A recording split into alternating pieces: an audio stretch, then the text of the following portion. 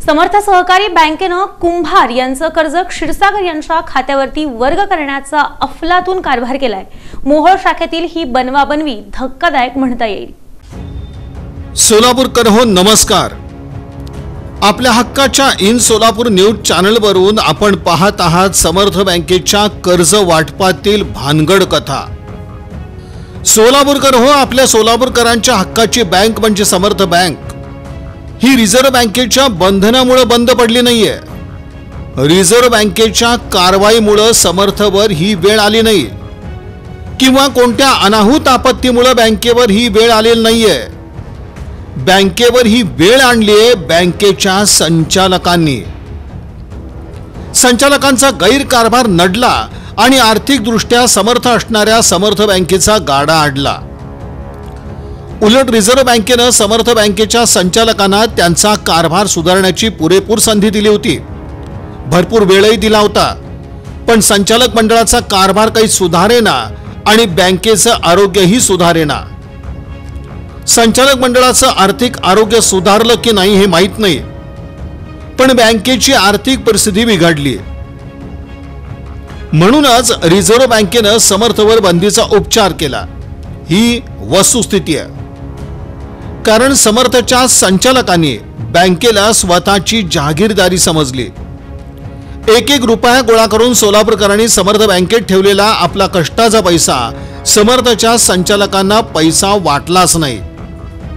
त्यांनी खिरापत समजून तो कोणालाही वाटला, त्यामुळे बँकेची वाट लागली आणि सोलापूरकर रस्त्यावर आला। म्हणजेच समर्थच्या संचालकांनी सोलापूरकरांना अक्षरशः रस्त्यावर आणलं। आता हा नवीन प्रताप पहाच।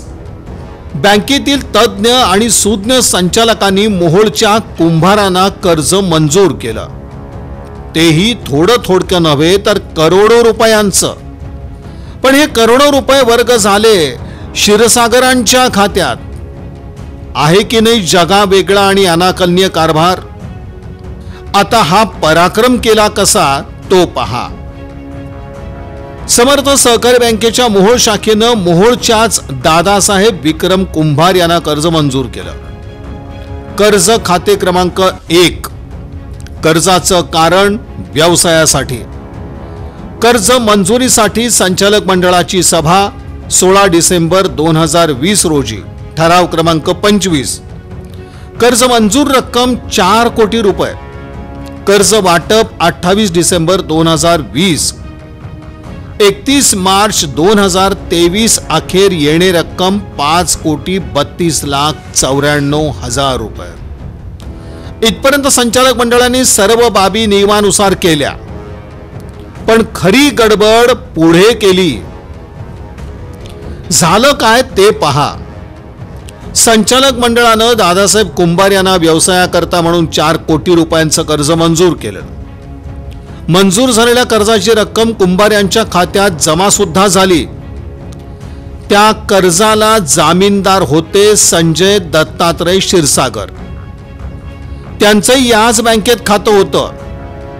कुंभार यांना मंजूर झालेल्या 4 कोटी रुपये कर्जाची रक्कम क्षीरसागर यांच्या अहिल्या गोल्ड या बचत खात्यामध्ये वर्ग करण्यात आली।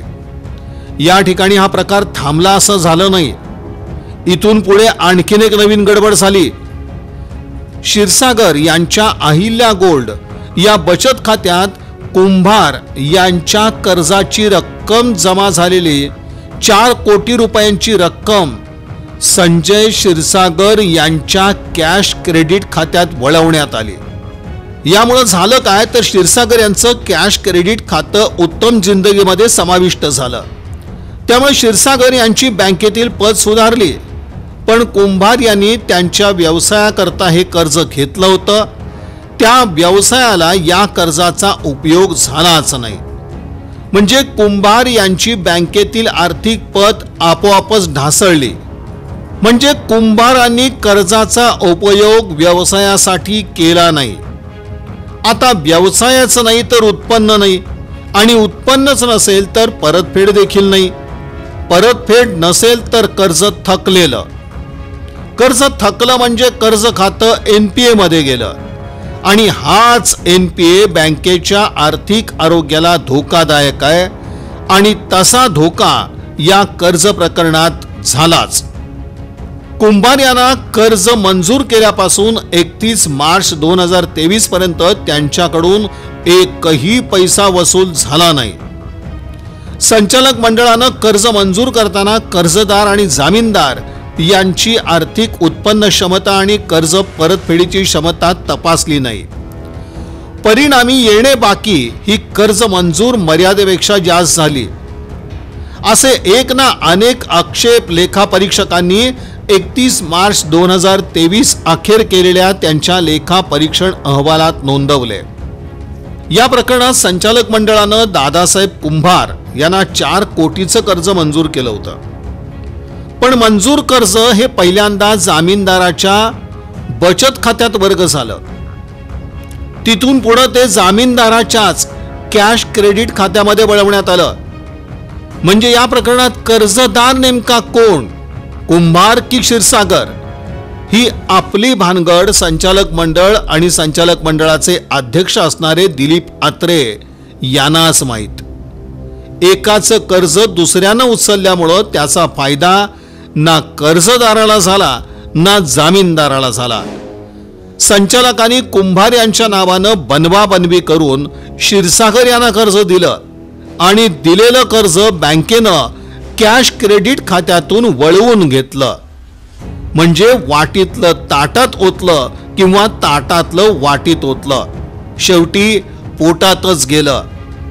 पण इथं पोट कोणाचं भरलं आणि उपाशी कोण राहिलं, मधल्यामध्ये येथेच ताव मारून ढेकर देत कोण बसलं, हे फक्त आणि फक्त संचालक मंडळ आणि अध्यक्ष दिलीप आत्रे यांनाच माहीत. अशाच प्रकारच्या धक्कादायक कारभाराचे आणखीन काही नमुने पाहूयात मात्र उद्याच्या बातमीपत्रात.